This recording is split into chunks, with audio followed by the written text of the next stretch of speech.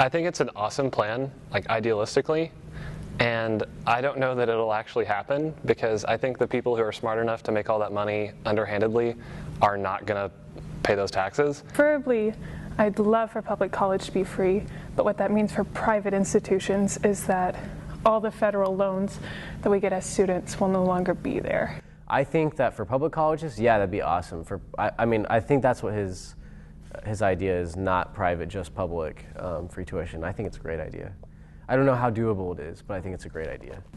Again, I think that's a pretty fair way of getting money that needed to have been gotten. How he implements that money again is sort of interesting that he'd pick transportation to do that. It's unfair that those tax loopholes exist, and I think that it's fair to make people who haven't been paying start paying. So if there's a way to do that effectively, I'm behind that 100%.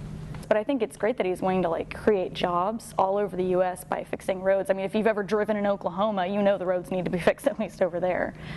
That's a hard question because Denmark and the U.S. are very different countries, and a lot of his policies are similar to how Denmark runs theirs.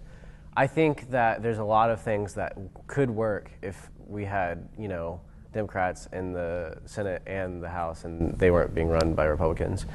What Bernie kind of has as an idea is this idea of democratic socialism, as he says a lot, and he takes that idea from many other European countries, and the big criticism there is the United States isn't a lot of European countries. But I don't think that Bernie is trying to institute to make the government exact to those governments.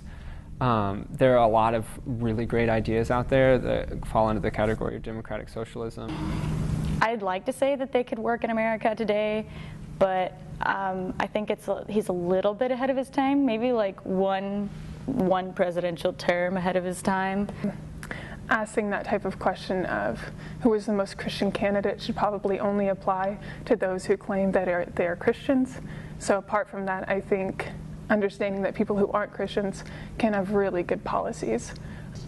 I think that it says a lot about the other candidates, because if a secular person, which that's a terrible word anyway, I think that a secular person being the most Christian demonstrates how crappy the other candidates are, and I'm behind him on that. I think that's right. The person who was arrested protesting for civil rights is running for president right now, and I think that anyone who's concerned with civil rights issues should take that into account.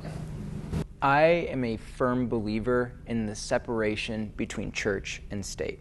I don't think that Christians should vote for a president because that president upholds, or that nominee upholds, their moral values.